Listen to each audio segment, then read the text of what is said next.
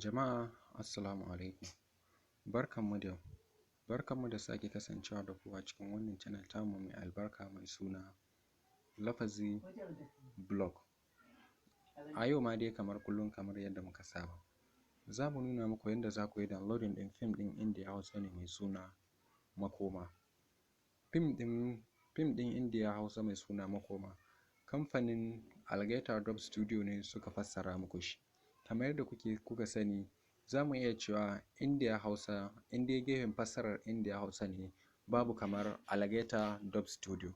Daga Algaita sai Sultan Film Factory, su ne manya-manya kusan za mu iya cewa waɗanda suka shahara wajen fassara muku Indiya, sannan kuma wanda muka tabbatar da cewa kuna buƙata. So yanzu dai ba tare da na ɓata muku lokaci ba, mu je kai tsaye domin na nuna muku yadda za ku yi downloading ɗin wannan fim ɗin mai suna Makoma.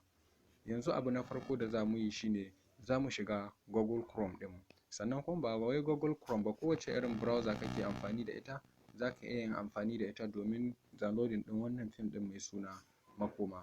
So yanzu kamar yadda kuke gani gashi nan za mu buɗe Google Chrome ɗin, amma ku ba wai ta Google Chrome ba, ku za ku iya samun wannan link ɗin kamar yadda kuke gani gashi. Ku jira, meye matsalan kuma?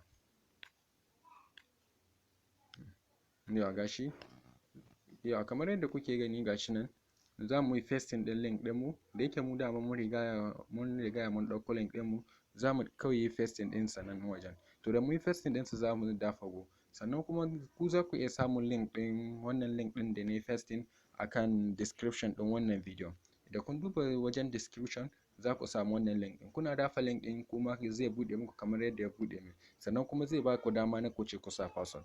Sannan kuma a kowane lokaci ina mai ƙara tunatar da ku cewa ku saurara kuma kada ku yi skipping ɗin wannan bidiyon, ma'ana kada ku tsallake shi, ku saurara kada ku sare, domin kana iya ka tare a faɗi password ba da kai ba. Sannan kuma idan baka sa wannan password ɗin ba, babu yadda za a yi ka yi downloading ɗin wannan fim ɗin da kake so ka yi downloading. So yanzu password ɗin da za mu yi amfani da shi shine 7 sai a sa 1 4 2. har wa yau dai muna ƙara tabbatar muku da cewa kada ku manta da ku saurara ku ji abin da password ɗin da muke faɗa muku, domin idan ba ku sa password ɗin da kyau ba, ba zai taɓa buɗe muku ba. Idan ba ku sa password ɗin da kyau ba, ba zai taɓa buɗe muku ba. So yanzu ga ƙarashin password ɗin 4 2 sai a sa 1 sai 8. Da ka sa 7 1 4 2 1 8 sai ka dafa OK. Kana taɓa OK, abin nan website ɗin zai buɗe, sannan kuma zai baka dama ka yi downloading. Ga alamar downloading nan kuna gani wannan wajen, kamar yadda kuke gani ga alamar downloading nan wajen, ga ta nan kuna gani, ga ta nan wajen.